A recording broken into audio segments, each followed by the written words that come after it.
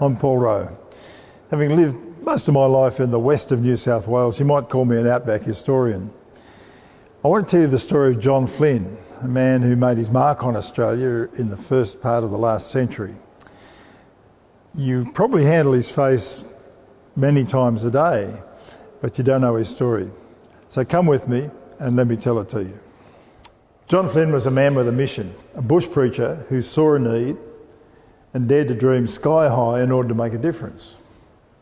You know, I was down in the fish and chip shop in Hobart once and I was wearing a t-shirt with John Flynn's face on it, and the bloke serving me peered at it and he said, "Who the heck's that?" I said, "Mate, you handle his face hundreds of times a day. This is John Flynn, the man who began the flying doctor service. He's an Australian hero."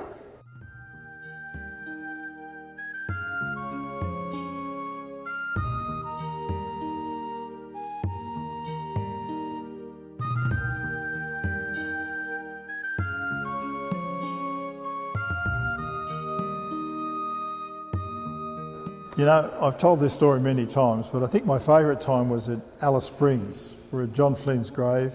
I was with a group of 16-year-old schoolboys from the coast, and I was telling them how John Flynn was their age, just 16, when God put a call on his life.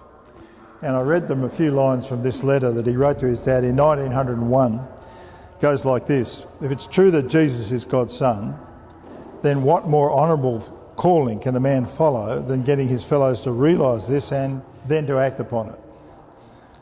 You know, shortly after this, John went bush on horseback as a preacher. Over the next 50 years, John Flynn travelled the whole continent, seeing firsthand how difficult life was for people in the outback. And he thought of ingenious ways of helping them. So, for example, this little book, The Bushman's Companion, he had recipes, he had how to run a funeral, bush poetry, bits on first aid, sort of thing that people really appreciated. And he wrote articles and took photographs, trying to show coastal people just how difficult life was for people in the outback.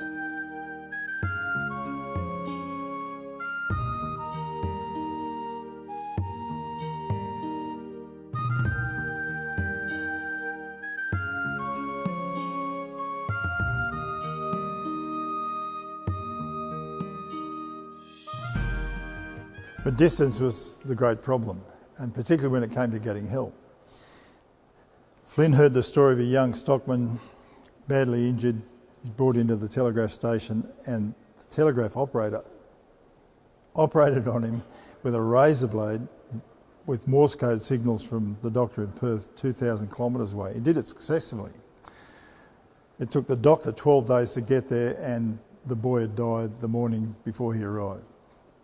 Now, Flynn used those stories to mobilise young nurses to travel into the outback to set up hospitals. He got young men to travel as pastors to visit the stations. John Flynn was always more than a preacher. He was the voice of the outback, and he had a dream that their lives could be better, safer and more connected. But how? It was a young World War I airman, Clifford Peel, who gave Flynn's dreams wings. His idea? Used planes as ambulances, flying doctors. Well, Flynn seized on that idea and he grew it into his mantle of safety. Picture a map of Australia with 8 circles on it, and Flynn said, if we had a plane each at the centre of those circles, we could cover the whole of Australia with safety, so that women could take their families way into the outback or industries could grow. Of course, Flynn faced many difficulties and obstacles, but he had great tenacity. And he used his outback medical stories to stir the Presbyterian Church to action.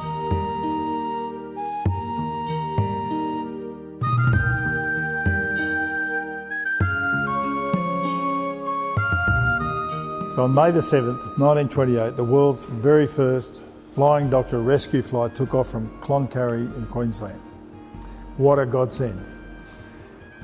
This is a replica of the Victory, the first of many Mercy flights which have saved lives across Australia.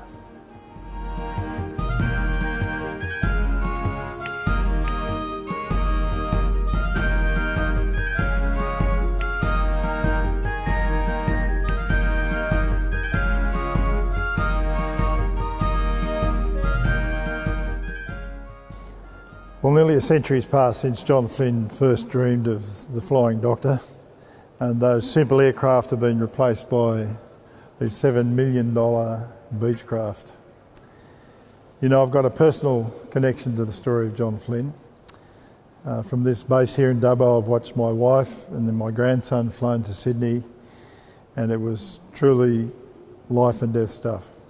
So every time one of those flying ambulances goes over my home in Dubbo, I send up a prayer and I pray for the flying doctors, and I thank God for a visionary man like John Flynn, who gifted Australia with a truly unique service.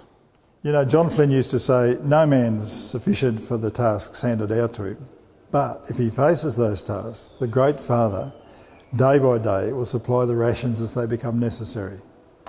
Well, I don't know about you, but that kind of faith inspires me. I hope it inspires you to reach out and use your gifts.